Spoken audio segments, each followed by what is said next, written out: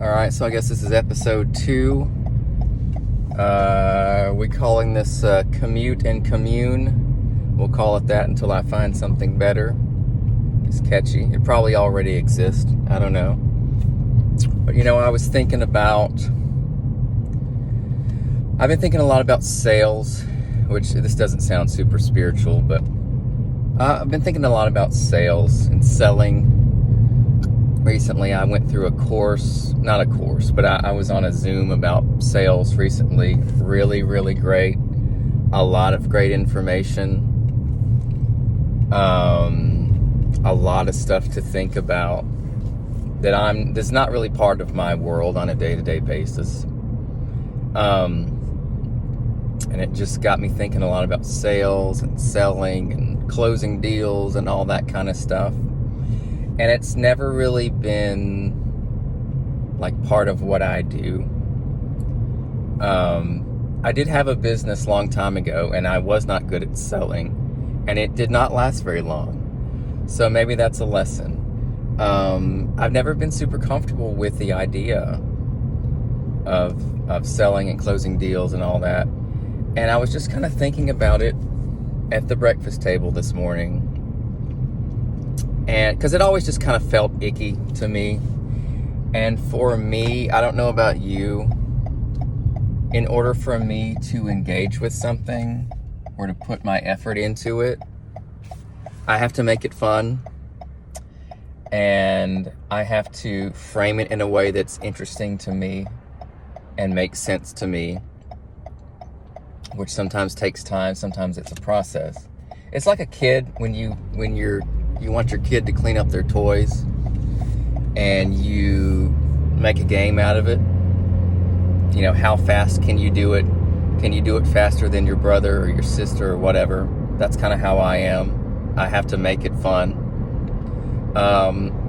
So I'm sitting at the breakfast table.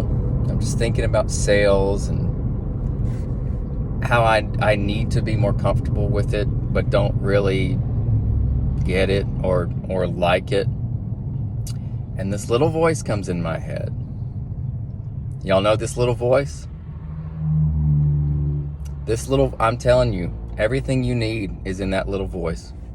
Everything you need for your business, everything you need for your relationships, for your creativity, for your health. Like, y'all, everything you need is in that little voice. And this little voice came in my head and said, what if you could think of sales as a sponsorship?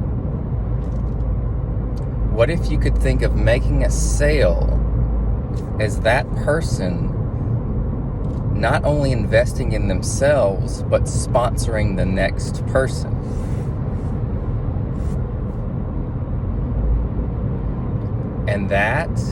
And like, what if you could think of it as that person paying it forward to the next person? And y'all, just that framing of that has given me so much freedom. And this was only an hour ago. So it's going to continue to kind of wash over me, right? Because that's how this works. Kind of gets better with time, like wine and spaghetti sauce.